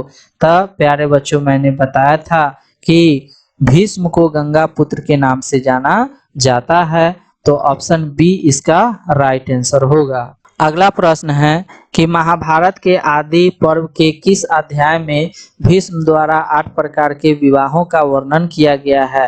प्रथम, 52वें, 102वें या 100वें? तो महाभारत के आदि पर्व के 102वें अध्याय में भीष्म के द्वारा 8 प्रकार के विवाह का वर्णन किया गया है। ऑप्शन सी इसका बिल्कुल राइट आंसर होगा। अगला प्रश्न है कि अम्बा अम्बालिका किसकी पत्नियां थी? चित्रांगद की, विचित्रवीर की, पांडु की या दुर्योधन की? तो प्यारे बच्चों मैंने आपको बताया था कि अम्बा अम्बालिका जो थी वो विचित्रवीर की पत्नियां थी। ऑप्शन बी इसका राइट आंसर होगा। अब अगला प्रश्न है कि महर्षि व्यास द्वारा उत्पन्न संतान कौन था? पांडु था, धृतराष्ट्र था, विदुर था या ये सभी? तो व्यास द्वारा जो है वो पांडु, धृतराष्ट्र, विदुर ये सभी वेद व्यास द्वारा उत्पन्न संतानें थी। ऑप्शन डी इसका बिल्कुल राइट आंसर होगा। अगला प्रश्न है कि घटोत्कच किसका पुत्र था? युधिष्ठिर का, अर्जुन का, दुर्योधन का या भीम का? तो प्यारे बच्चों मैंने आपको बताया था कि भीम और हिडिंबा का जो विवाह हुआ था, गंधर्व विवाह, उससे जो पुत्र प्राप्त हुआ था उसका नाम था प्यारे बच्चों घटोत्कच। तो घटोत्कच जो था वो भीम का पुत्र था। ऑप्शन डी बिल्कुल राइट आंसर होगा। भीम ने हिडिंबा के साथ कौन सा विवाह संपन्न किया था? आर्ष विवाह, गंधर्व विवाह, राक्षस विवाह या दैव विवाह? तो भीम ने हिडिंबा के साथ गंधर्व विवाह किया था। ऑप्शन बी इसका राइट आंसर होगा। अगला प्रश्न है द्रौपदी किसकी पत्नी थी? अर्जुन के, नकुल के, सहदेव के या इनमें से सभी के? तो प्यारे बच्चों द्रौपदी जो थी वो पांचों पांडव भाई की पत्नी थी। तो ऑप्शन डी होगा इनमें से सभी का। ऑप्शन डी राइट आंसर होगा। अब अगला प्रश्न है कि कर्मैन वाधिकारस्ते माँ फलेषु कदाचन श्रीमद् भगवत गीता के किस अध्याय में वर्णित है? प्रथम, द्वितीय, तृतीय या चतुर्थ? तो ये द्वितीय अध्याय में वर्णित है। ऑप्शन बी राइट आंसर होगा। अगला प्रश्न है श्रीमद् भगवत गीता के महत्व पर किसने विचार व्यक्त किया था? महात्मा गांधी, विवेकानंद, बाल गंगाधर तिलक, इनमें से सभी? तो श्रीमद् भगवत गीता पर प्यारे बच्चों कि इन सभी ने विचार व्यक्त किया था। तो ऑप्शन डी जो हो जाएगा इसका राइट आंसर हो जाएगा। अगला प्रश्न है कि ब्राह्मण वंशीय सातवाहन नरेश वशिष्ठ पुत्र सातकर्णी ने विवाह संबंध किस वंश के साथ जोड़े थे? शक के साथ, पहलव के साथ, कुषाण या हून के साथ? तो ये शकों के साथ विवाह संबंध को जोड़ा था। ऑप्शन ए बिल्कुल राइट आंसर होगा। अगला प्रश्न है कि महाभारत के किस पर्व में वर्ण व्यवस्था का उल्लेख मिलता है? आदि पर्व में, भीष्म पर्व में, शांति पर्व में, इनमें से सभी में? तो महाभारत में जो वर्ण व्यवस्था का जो उल्लेख मिलता है वो शांति पर्व में मिलता है। ऑप्शन सी जो होगा प्यारे बच्चों वो बिल्कुल राइट आंसर होगा। अगला प्रश्न है कि ऋग्वेद के किस पुरुष सूक्त में सर्वप्रथम किस वर्ण का उल्लेख मिलता है? ब्राह्मण का, क्षत्रिय का, वैश्य का या शूद्र का? तो ऋग्वेद के पुरुष सूत्र में शूद्र वर्ण का उल्लेख मिलता है। ऑप्शन डी इसका राइट आंसर होगा। अगला प्रश्न है चांडाल अस्पृश्य माने जाते थे। जब भी वे नगर आते थे तो उन्हें लकड़ी की आवाज करके आना पड़ता था ताकि लोग उन्हें देखने के दोष से बच सके। यह कथन किसका है? फाहयान का, मेगास्थनीज का, कौटिल्य का या भेनसांग का? तो प्यारे बच्चों ये फाहयान का कथन है। ऑप्शन ए बिल्कुल राइट आंसर होगा। दुर्योधन की माँ कौन थी? गांधारी, कुंती, माद्री या सत्यवती? तो प्यारे बच्चों दुर्योधन की जो माँ थी वो गांधारी थी। ऑप्शन ए जो होगा वो बिल्कुल राइट आंसर होगा। अब जो अंतिम प्रश्न है प्यारे बच्चों वो निम्न में किस प्रसिद्ध संत ने गीता की भक्ति टीका मराठी में लिखी थी? एकनाथ ने, नामदेव ने, तुकाराम ने, मानेश्वर ने? तो मानेश्वर प्रसिद्ध संत ने गीता की भक्ति टीका मराठी में लिखा। तो ऑप्शन डी नंबर इसका राइट आंसर होगा। तो इसी के साथ इस चैप्टर से जुड़े जितने भी वीवीआई ऑब्जेक्टिव प्रश्न थे प्यारे बच्चों, वो मैंने आपको कराया। उम्मीद करता हूँ कि आप इसे अच्छे से समझ करके याद कर लेंगे, ताकि आपको इस चैप्टर से पूछे जाने वाले क्वेश्चन न छूटे। प्यारे बच्चों, कक्षा 12वीं के इतिहास के हिस्ट्री के सभी चैप्टर को अच्छे से सब्जेक्टिव, ऑब्जेक्टिव और इसके नोट्स को समझने के लिए आप हमारे चैनल से जुड़े रहें। अगर आपको ये वीडियो अच्छा लगा होगा तो प्लीज़ लाइक करें और चैनल को सब्सक्राइब करें, ताकि मैं आपके लिए इसी तरह से अच्छी वीडियो लाता रहूं। अब मैं इसके अगले वीडियो में जो तीसरे चैप्टर से जुड़े हुए जितने भी सब्जेक्टिव वीवीआई क्वेश्चन हैं शॉर्ट और लॉन्ग के, वो मैं आपको कराऊंगा। तब तक के लिए आज के इस वीडियो में इतना ही। धन्यवाद। हेलो प्यारे बच्चों, कैसे हैं आप सभी। उम्मीद करता हूं कि आप सभी अच्छे से पढ़ाई कर रहे होंगे। तो आज के इस वीडियो में हम कक्षा 12वीं के तीसरे अध्याय इतिहास के बंधुत्व, जाति तथा वर्ग से जुड़े हुए जितने भी लघु उत्तरीय प्रश्न और दीर्घ उत्तरीय प्रश्न हैं उसको आज हम लोग करने वाले हैं। तो इससे पहले आपने मेरे इस चैप्टर का नोट्स वाला वीडियो नहीं देखा होगा तो आप मेरे चैनल के प्लेलिस्ट में जा करके देख सकते हैं, ताकि आपको क्वेश्चन आंसर समझने में आसानी हो। तो चलिए वीडियो को स्टार्ट करते हैं और पहला क्वेश्चन देखते हैं कि पहला क्वेश्चन क्या है। तो पहला क्वेश्चन जो है लघु उत्तरीय प्रश्न का, वो है आपके सामने कि गोत्र क्या है। तो प्यारे बच्चों, मैंने आपको नोट्स वाले क्लास में बताया था कि गोत्र का मतलब जो होता है ना, वो वंश या परिवार या खानदान होता है। यानी कि एक ही पूर्वज के संतान या उत्तराधिकारी को गोत्र कहा जाता है। वैदिक काल में एक ही गोत्र के लोगों से वैवाहिक संबंध नहीं स्थापित हो सकते थे, क्योंकि ये माना जाता था कि अगर दोनों एक ही गोत्र के हैं ना, तो दोनों के धमनी में एक ही पूर्वज का रक्त बह रहा है, इसीलिए एक ही गोत्र में विवाह संबंध स्थापित नहीं हो सकते थे। तो चलिए देखते हैं कि गोत्र क्या है। तो गोत्र शब्द का अर्थ है कुल, वंश या परिवार या खानदान होता है। दूसरे शब्दों में एक ही पूर्वज की संतान या उत्तराधिकारी को एक ही गोत्र का माना जाता है। अतः वैदिक काल में एक ही गोत्र के लोगों में वैवाहिक संबंध स्थापित नहीं हो सकते थे, क्योंकि दोनों की धमनियों में एक ही पूर्वज का रक्त होता था। प्यारे बच्चों, ठीक है। चलिए अब अगला प्रश्न देखते हैं कि यज्ञ से आप क्या समझते हैं। तो प्यारे बच्चों, आप लोग जानते हैं कि यज्ञ क्या होता है।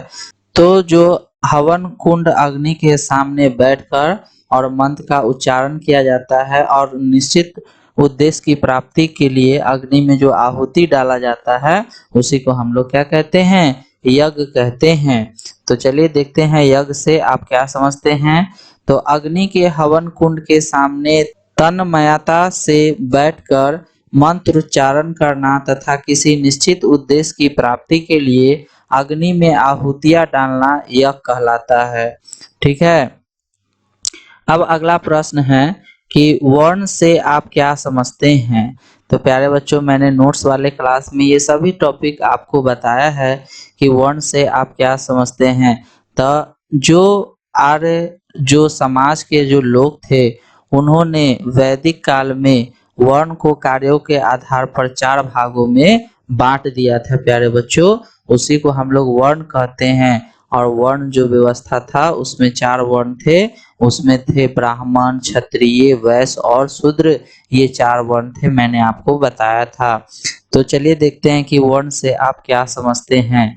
तो कार्यों के आधार पर यानी कामों के आधार पर आर्यों ने समाज को जिन 4 भागों में बांट दिया था, उन्हें ही हम लोग वर्ण कहते हैं। आर्यों में जो सबसे ऊपर था वर्ण, वो ब्राह्मण था। उसके बाद क्षत्रिय था, उसके बाद वैश्य था, और सबसे निचला जो वर्ण था जो इन तीनों का सेवा करता था, उसे शूद्र कहते हैं। तो ये ब्राह्मण, क्षत्रिय, वैश्य और ये शूद्र जो है, ये 4 वर्ण थे प्यारे बच्चों। अब अगला प्रश्न है कि पितृवंशिक व्यवस्था की विशेषता बतलाइए कि पितृक वंशिक व्यवस्था की क्या विशेषता है। तो प्यारे बच्चों, मैंने बताया था कि पितृक वंशिक व्यवस्था में क्या है कि समाज में इसमें पुरुषों को अधिक महत्व दिया गया। घर का मुखिया भी पुरुष हुआ करता था। सभी फैसले लेने का जो शक्ति होता था वो पुरुषों के हाथ ही में होता था। पिता की मृत्यु के बाद संपत्ति पर पुत्र का ही अधिकार होता था। अगर पुत्र न हो तो उसके भाई या फिर उसके जो सखी संबंधी है उसका उसका उत्तराधिकारी होता था। और कुछ ऐसे विशेष परिस्थिति में सत्ता जो है स्त्रियों के हाथ में जा सकता था। तो यही सब पैतृक वांशिक व्यवस्था की विशेषता है। तो चलिए एक एक करके हम लोग देखते हैं कि पैतृक वांशिक व्यवस्था की क्या विशेषता है। तो पैतृक वांशिक व्यवस्था की निम्नलिखित विशेषताएं हैं। इस व्यवस्था के अनुसार समाज में पुरुषों को अधिक महत्व दिया जाता है। इस परंपरा के अनुसार घर का जो मुखिया होता है वो पुरुष होता है। सभी मुख्य फैसले लेने की शक्ति पुरुष के पास होती है। पिता की मृत्यु के बाद संपत्ति पर पुत्र का अधिकार होता है। पुत्र न होने की स्थिति में भाई या बंधु को उत्तराधिकारी बनाया जाता है। कुछ विशेष परिस्थिति में सत्ता स्त्रियों को दी जाती है। तो ये सब पितृक वंशिक व्यवस्था की विशेषताएं हैं प्यारे बच्चों। चलिए अब पांचवा प्रश्न देखते हैं कि अश्वमेध यज्ञ क्या था। अश्वमेध यज्ञ क्या था। तो प्यारे बच्चों, मैंने बताया था कि अश्वमेध यज्ञ जो किया जाता था वो राजा करवाता था शाही संप्रभुता के लिए। इसमें क्या होता था कि घोड़े के माथे पर एक जय पत्र बांध करके उसको खुला छोड़ दिया जाता था और घोड़ा जहां तक दौड़ करके जाता था वहां तक का क्षेत्र जो है वो राजा का हो जाता था। और अगर कोई घोड़ा को अगर पकड़ लेता था, रोक लेता था, तो उसको राजा से युद्ध करना पड़ता था। तो इसी को हम लोग अश्वमेध यज्ञ कहते हैं। तो अश्वमेध यज्ञ क्या है कि अश्वमेध प्राचीन काल की एक यज्ञ विशेष का नाम था जिसमें घोड़े के माथे पर एक जय पत्र बांधा जाता था, उसे स्वच्छंद रूप से छोड़ दिया जाता था और घोड़े को अपने यहाँ दौड़कर वापस आने का अर्थ था कि राजा निर्विरोध शासन स्थापित हुआ। यदि कोई घोड़े को पकड़ लेता था तो उसे घोड़े के स्वामी यानी राजा से युद्ध करना पड़ता था। तो इसी को हम लोग अश्वमेध यज्ञ के नाम से जानते हैं। चलिए अब अगला प्रश्न देखते हैं कि प्राचीन भारत में वर्ण व्यवस्था पर प्रकाश डालें कि पुराने जो हमारा भारत में वर्ण व्यवस्था था वो किस प्रकार था। तो प्यारे बच्चों, हम लोग जानते हैं कि प्राचीन भारत में जो वर्ण व्यवस्था था हमारे यहाँ वो 4 भागों में बटा हुआ था, 4 वर्ण में बटा हुआ था। ब्राह्मण, क्षत्रिय, वैश्य और शूद्र में बटा हुआ था।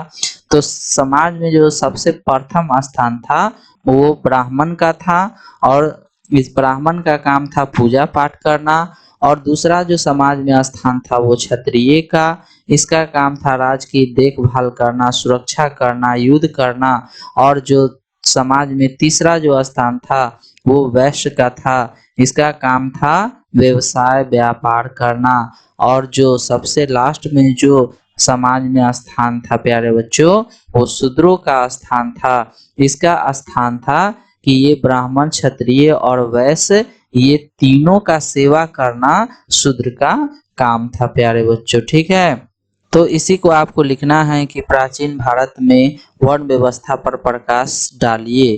तो चलिए देखते हैं कि प्राचीन भारत में वर्ण को 4 भागों में बांटा गया था, ब्राह्मण, क्षत्रिय, वैश्य और शूद्र।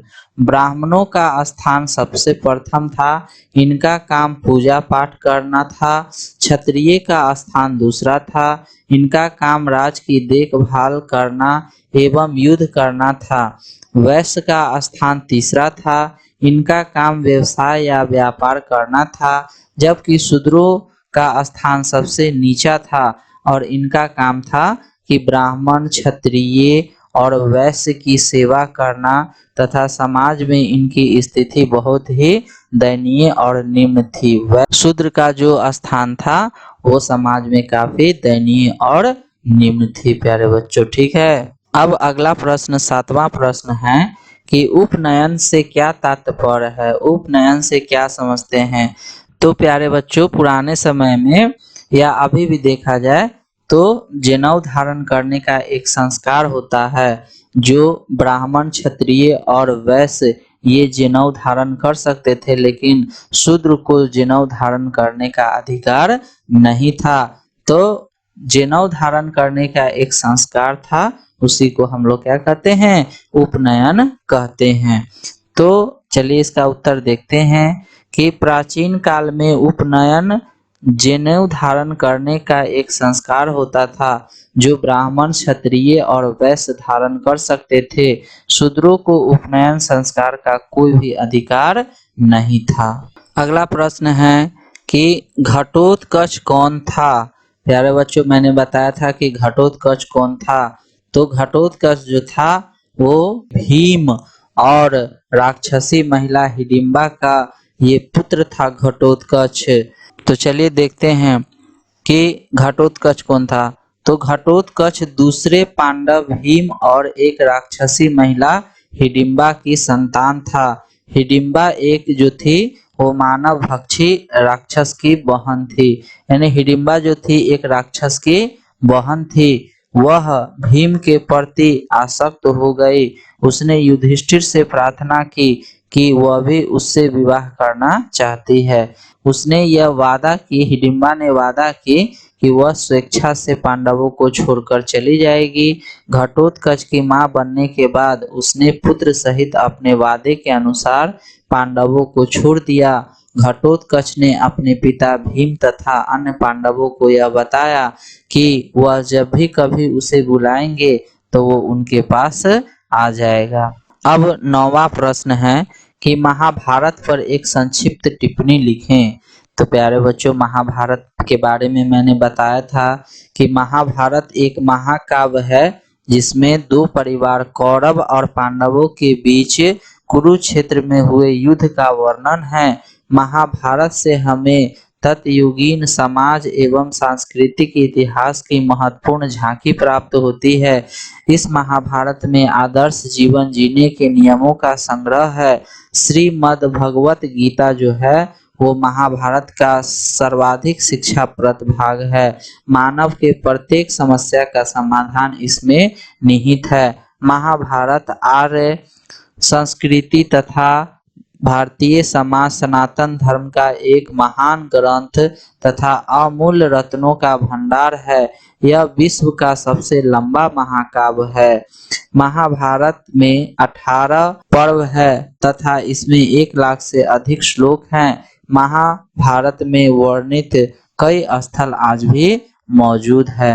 तो प्यारे बच्चों, महाभारत पर अगर संक्षिप्त टिप्पणी लिखने के लिए कहेगा तो आपको इतना लिखना है, और सिर्फ आपको कहेगा कि श्रीमद् भगवत गीता पर टिप्पणी लिखें तो आपको यहाँ से लिखना है कि श्रीमद् भगवत गीता महाभारत का एक सर्वाधिक शिक्षाप्रद भाग है। मानव के प्रत्येक समस्याओं का समाधान इसमें निहित है। भगवान श्री कृष्ण जो अर्जुन को कुरुक्षेत्र के युद्ध में जो उपदेश दिए उन्हीं को श्रीमद् भगवत गीता में रखा गया। प्यारे बच्चों, तो इस प्रकार से आपको लिखना है। अब जो लघु उत्तरीय का जो अंतिम प्रश्न है, प्रश्न संख्या 10, वो है वर्ण और जाति में अंतर। कि वर्ण और जाति में क्या अंतर है प्यारे बच्चों। तो वर्ण और जाति में अंतर जो है वो निम्नलिखित है कि वर्ण जो है वो कर्म आधारित होते हैं। कर्म के आधार पर समाज को, काम के आधार पर जो समाज को बांटा गया था तो उसी को हम लोग वर्ण कहते हैं। तो वर्ण कर्म आधारित था, जबकि जाति जो है वो जन्म आधारित होती थी। और दूसरा जो अंतर है कि वर्ण की संख्या मात्र 4 थी, जबकि जाति की संख्या जो है वो बहुत ज्यादा थी, यानी कि असंख्य थी। तो ये वर्ण और जाति में अंतर है। तो प्यारे बच्चों, लघु उत्तरीय प्रश्न जो है इस चैप्टर से वो VVI इतना ही है। अब मैं आपको दीर्घ उत्तरीय प्रश्न बताने वाला हूँ। तो दीर्घ उत्तरीय प्रश्न अब करते हैं। तो महाभारत कालीन मनुस्मृति एवं भीष्म द्वारा वर्णित 8 प्रकार के विवाह का वर्णन करना है। ये दीर्घोत्तरीय प्रश्न का पहला प्रश्न है कि महाभारत द्वारा वर्णित 8 प्रकार के विवाह का वर्णन करना है। तो प्यारे बच्चों, मैंने 8 प्रकार के विवाह के बारे में मैंने आपको बताया था नोट्स वाले क्लास में कि महाभारत कालीन मनुस्मृति एवं भीष्म द्वारा वर्णित 8 प्रकार के विवाह का जो वर्णन है वो इस प्रकार है, जिसमें पहला है ब्रह्मा विवाह। इसमें क्या होता है कि दोनों पक्षों की सहमति के साथ कन्या का विवाह करना ब्रह्मा विवाह कहलाता है। आज भी यही विवाह प्रचलित है। दूसरा जो विवाह है वो दैव विवाह है कि किसी धार्मिक अनुष्ठान के मूल्य के रूप में अपने कन्या को दान में दे देना दैव विवाह कहलाता है। उसके बाद है आर्ष विवाह। तो वर से एक जोड़ी गाय और बैल प्राप्त कर पिता अपनी पुत्री का विवाह उससे कराता था, तो उसे ही हम लोग आर्ष विवाह कहते हैं। प्रजापत्य विवाह किसको कहते हैं? तो कन्या के सहमति के बिना उसका विवाह अभिजात वर्ग के वर से कर देना प्रजापत्य विवाह कहलाता है। उसके बाद अगला प्रकार का जो विवाह है वो गंधर्व विवाह है। परिवार वालों की सहमति के बिना वर और कन्या का बिना किसी रीति रिवाज के आपस में विवाह कर लेना गंधर्व विवाह कहलाता है। उसके बाद है असुर विवाह। कन्या को खरीद कर विवाह कर लेना असुर विवाह कहलाता है। उसके बाद 7वें प्रकार का जो विवाह है वो है राक्षस विवाह, यानी कन्या के सहमति के बिना उसका अपहरण करके जबरदस्ती विवाह कर लेना राक्षस विवाह कहलाता है। और अंतिम प्रकार का जो विवाह है पिशाच विवाह।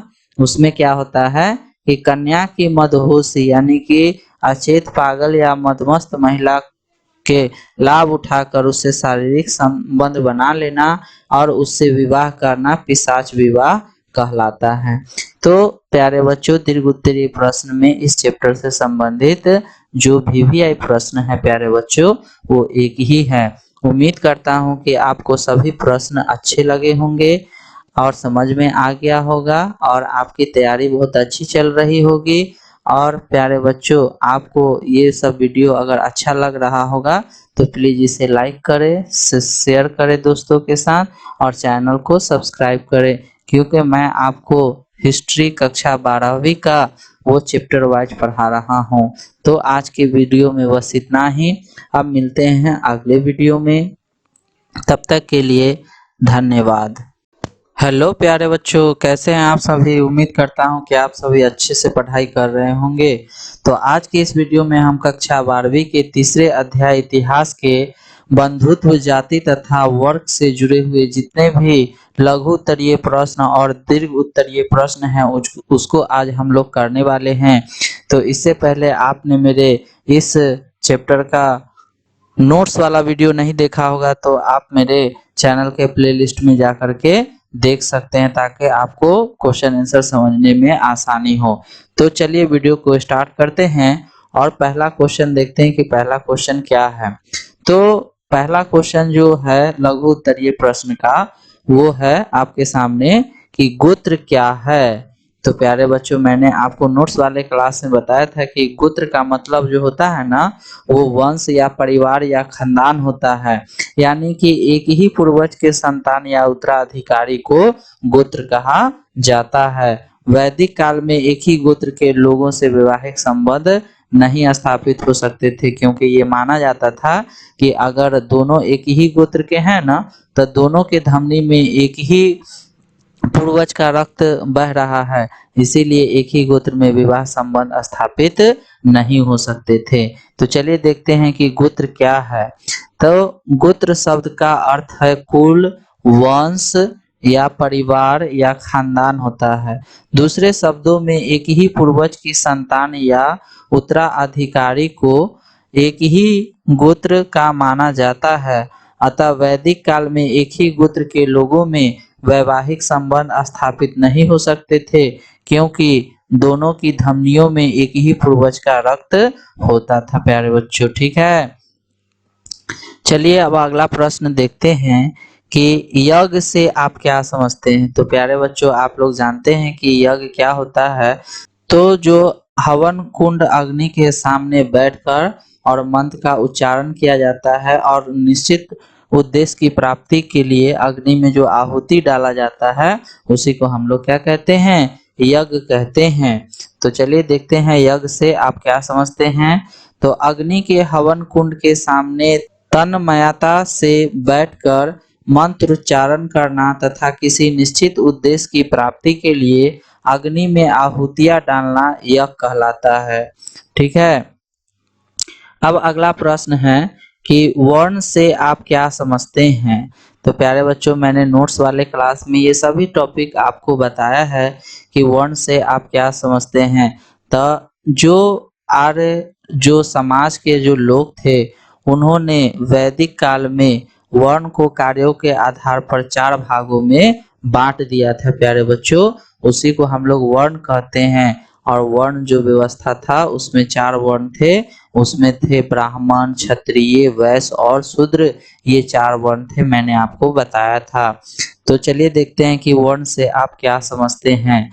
तो कार्यों के आधार पर यानी कामों के आधार पर आर्यों ने समाज को जिन 4 भागों में बांट दिया था उन्हें ही हम लोग वर्ण कहते हैं। आर्यों में जो सबसे ऊपर था वर्ण वो ब्राह्मण था, उसके बाद क्षत्रिय था, उसके बाद वैश्य था और सबसे निचला जो वर्ण था जो इन तीनों का सेवा करता था उसे शूद्र कहते हैं। तो ये ब्राह्मण, क्षत्रिय, वैश्य और ये शूद्र जो है ये 4 वर्ण थे प्यारे बच्चों। अब अगला प्रश्न है कि पितृवंशिक व्यवस्था की विशेषता बतलाइए कि पितृक वंशिक व्यवस्था की क्या विशेषता है। तो प्यारे बच्चों, मैंने बताया था कि पितृक वंशिक व्यवस्था में क्या है कि समाज में इसमें पुरुषों को अधिक महत्व दिया गया। घर का मुखिया भी पुरुष हुआ करता था। सभी फैसले लेने का जो शक्ति होता था वो पुरुषों के हाथ ही में होता था। पिता की मृत्यु के बाद संपत्ति पर पुत्र का ही अधिकार होता था। अगर पुत्र न हो तो उसके भाई या फिर उसके जो सखी संबंधी है उसका उसका उत्तराधिकारी होता था। और कुछ ऐसे विशेष परिस्थिति में सत्ता जो है स्त्रियों के हाथ में जा सकता था।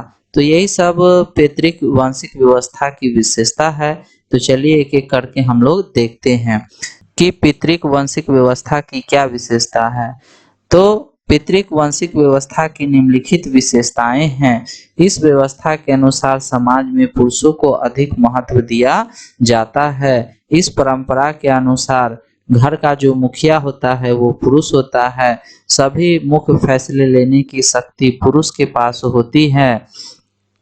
पिता की मृत्यु के बाद संपत्ति पर पुत्र का अधिकार होता है। पुत्र न होने की स्थिति में भाई या बंधु को उत्तराधिकारी बनाया जाता है। कुछ विशेष परिस्थिति में सत्ता स्त्रियों को दी जाती है।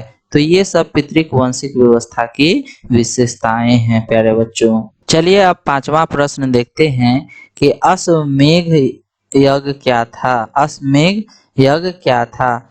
तो प्यारे बच्चों, मैंने बताया था कि अश्वमेध यज्ञ जो किया जाता था वो राजा करवाता था शाही संप्रभुता के लिए। इसमें क्या होता था कि घोड़े के माथे पर एक जय पत्र बांध करके उसको खुला छोड़ दिया जाता था और घोड़ा जहां तक दौड़ करके जाता था वहां तक का क्षेत्र जो है वो राजा का हो जाता था।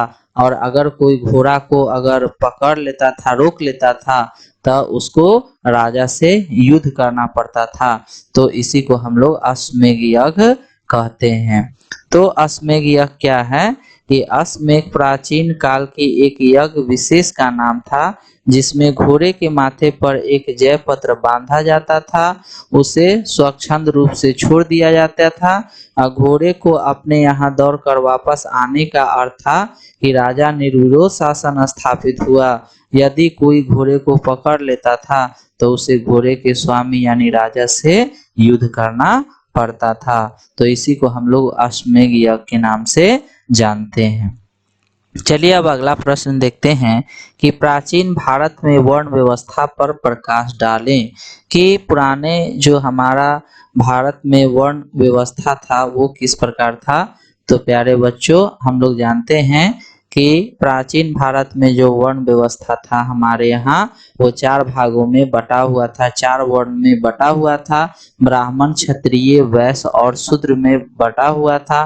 तो समाज में जो सबसे प्रथम स्थान था वो ब्राह्मण का था, और इस ब्राह्मण का काम था पूजा पाठ करना। और दूसरा जो समाज में स्थान था वो क्षत्रिय का, इसका काम था राज की देखभाल करना, सुरक्षा करना, युद्ध करना। और जो समाज में तीसरा जो स्थान था वो वैश्य का था, इसका काम था व्यवसाय व्यापार करना। और जो सबसे लास्ट में जो समाज में स्थान था प्यारे बच्चों, वो शूद्रों का स्थान था। इसका स्थान था कि ये ब्राह्मण, क्षत्रिय और वैश्य, ये तीनों का सेवा करना शूद्र का काम था प्यारे बच्चों, ठीक है।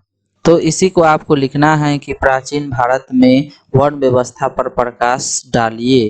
तो चलिए देखते हैं कि प्राचीन भारत में वर्ण को 4 भागों में बांटा गया था: ब्राह्मण, क्षत्रिय, वैश्य और शूद्र। ब्राह्मणों का स्थान सबसे प्रथम था, इनका काम पूजा पाठ करना था। क्षत्रिय का स्थान दूसरा था, इनका काम राज की देखभाल करना एवं युद्ध करना था। वैश्य का स्थान तीसरा था, इनका काम व्यवसाय या व्यापार करना था। जबकि शूद्रों का स्थान सबसे नीचा था और इनका काम था कि ब्राह्मण, क्षत्रिय और वैश्य की सेवा करना, तथा समाज में इनकी स्थिति बहुत ही दयनीय और निम्न थी। शूद्र का जो स्थान था वो समाज में काफी दयनीय और निम्न थी प्यारे बच्चों, ठीक है। अब अगला प्रश्न 7वां प्रश्न है कि उपनयन से क्या तात्पर्य है, उपनयन से क्या समझते हैं। तो प्यारे बच्चों, पुराने समय में या अभी भी देखा जाए तो जनेऊ धारण करने का एक संस्कार होता है। जो ब्राह्मण, क्षत्रिय और वैश्य ये जनेऊ धारण कर सकते थे, लेकिन शूद्र को जनेऊ धारण करने का अधिकार नहीं था। तो जनेऊ धारण करने का एक संस्कार था, उसी को हम लोग क्या कहते हैं, उपनयन कहते हैं। तो चलिए इसका उत्तर देखते हैं कि प्राचीन काल में उपनयन जनेऊ धारण करने का एक संस्कार होता था, जो ब्राह्मण, क्षत्रिय और वैश्य धारण कर सकते थे। शूद्रों को उपनयन संस्कार का कोई भी अधिकार नहीं था। अगला प्रश्न है कि घटोत्कच कौन था। प्यारे बच्चों, मैंने बताया था कि घटोत्कच कौन था। तो घटोत्कच जो था वो भीम और राक्षसी महिला हिडिंबा का ये पुत्र था घटोत्कच। तो चलिए देखते हैं कि घटोत्कच कौन था। तो घटोत्कच दूसरे पांडव भीम और एक राक्षसी महिला हिडिंबा की संतान था। हिडिंबा एक जो थी वो मानव भक्षी राक्षस की बहन थी, यानी हिडिंबा जो थी एक राक्षस की बहन थी। वह भीम के प्रति आसक्त हो गई। उसने युधिष्ठिर से प्रार्थना की कि वह भी उससे विवाह करना चाहती है। उसने यह वादा की, हिडिंबा ने वादा की कि वह स्वेच्छा से पांडवों को छोड़कर चली जाएगी। घटोत्कच की मां बनने के बाद उसने पुत्र सहित अपने वादे के अनुसार पांडवों को छोड़ दिया। घटोत्कच ने अपने पिता भीम तथा अन्य पांडवों को यह बताया कि वह जब भी कभी उसे बुलाएंगे तो वो उनके पास आ जाएगा। अब 9वां प्रश्न है कि महाभारत पर एक संक्षिप्त टिप्पणी लिखें। तो प्यारे बच्चों, महाभारत के बारे में मैंने बताया था कि महाभारत एक महाकाव्य है जिसमें 2 परिवार कौरव और पांडवों के बीच कुरुक्षेत्र में हुए युद्ध का वर्णन है। महाभारत से हमें तत्युगीन समाज एवं सांस्कृतिक इतिहास की महत्वपूर्ण झांकी प्राप्त होती है। इस महाभारत में आदर्श जीवन जीने के नियमों का संग्रह है।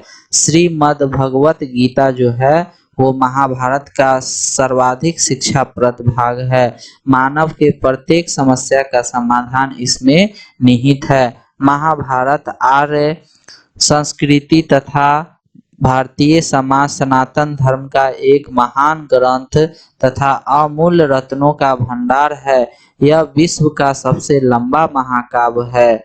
महाभारत में 18 पर्व है तथा इसमें 1 लाख से अधिक श्लोक हैं। महाभारत में वर्णित कई स्थल आज भी मौजूद है। तो प्यारे बच्चों, महाभारत पर अगर संक्षिप्त टिप्पणी लिखने के लिए कहेगा तो आपको इतना लिखना है, और सिर्फ आपको कहेगा कि श्रीमद् भगवत गीता पर टिप्पणी लिखें, तो आपको यहाँ से लिखना है कि श्रीमद् भगवत गीता महाभारत का एक सर्वाधिक शिक्षाप्रद भाग है। मानव के प्रत्येक समस्याओं का समाधान इसमें निहित है। भगवान श्री कृष्ण जो अर्जुन को कुरुक्षेत्र के युद्ध में जो उपदेश दिए, उन्हीं को श्रीमद् भगवत गीता में रखा गया प्यारे बच्चों। तो इस प्रकार से आपको लिखना है। अब जो लघु उत्तरीय का जो अंतिम प्रश्न है, प्रश्न संख्या 10, वो है वर्ण और जाति में अंतर, कि वर्ण और जाति में क्या अंतर है प्यारे बच्चों। तो वर्ण और जाति में अंतर जो है वो निम्नलिखित है कि वर्ण जो है वो कर्म आधारित होते हैं। कर्म के आधार पर समाज को, काम के आधार पर जो समाज को बांटा गया था, तो उसी को हम लोग वर्ण कहते हैं। तो वर्ण कर्म आधारित था, जबकि जाति जो है वो जन्म आधारित होती थी। और दूसरा जो अंतर है कि वर्ण की संख्या मात्र 4 थी, जबकि जाति की संख्या जो है वो बहुत ज्यादा थी, यानी कि असंख्य थी। तो ये वर्ण और जाति में अंतर है। तो प्यारे बच्चों, लघु उत्तरीय प्रश्न जो है इस चैप्टर से वो VVI इतना ही है। अब मैं आपको दीर्घ उत्तरीय प्रश्न बताने वाला हूँ। तो दीर्घ उत्तरीय प्रश्न अब करते हैं। तो महाभारत कालीन मनुस्मृति एवं भीष्म द्वारा वर्णित 8 प्रकार के विवाह का वर्णन करना है। ये दीर्घोत्तरीय प्रश्न का पहला प्रश्न है कि महाभारत द्वारा वर्णित 8 प्रकार के विवाह का वर्णन करना है। तो प्यारे बच्चों, मैंने 8 प्रकार के विवाह के बारे में मैंने आपको बताया था नोट्स वाले क्लास में कि महाभारत कालीन मनुस्मृति एवं भीष्म द्वारा वर्णित 8 प्रकार के विवाह का जो वर्णन है वो इस प्रकार है, जिसमें पहला है ब्रह्मा विवाह। इसमें क्या होता है कि दोनों पक्षों की सहमति के साथ कन्या का विवाह करना ब्रह्मा विवाह कहलाता है। आज भी यही विवाह प्रचलित है। दूसरा जो विवाह है वो दैव विवाह है, कि किसी धार्मिक अनुष्ठान के मूल्य के रूप में अपने कन्या को दान में दे देना दैव विवाह कहलाता है। उसके बाद है आर्ष विवाह। तो वर से एक जोड़ी गाय और बैल प्राप्त कर पिता अपनी पुत्री का विवाह उससे कराता था, तो उसे ही हम लोग आर्ष विवाह कहते हैं। प्रजापत्य विवाह किसको कहते हैं? तो कन्या के सहमति के बिना उसका विवाह अभिजात वर्ग के वर से कर देना प्रजापत्य विवाह कहलाता है। उसके बाद अगला प्रकार का जो विवाह है वो गंधर्व विवाह है। परिवार वालों की सहमति के बिना वर और कन्या का बिना किसी रीति रिवाज के आपस में विवाह कर लेना गंधर्व विवाह कहलाता है। उसके बाद है असुर विवाह। कन्या को खरीद कर विवाह कर लेना असुर विवाह कहलाता है। उसके बाद 7वें प्रकार का जो विवाह है वो है राक्षस विवाह, यानी कन्या के सहमति के बिना उसका अपहरण करके जबरदस्ती विवाह कर लेना राक्षस विवाह कहलाता है। और अंतिम प्रकार का जो विवाह है पिशाच विवाह।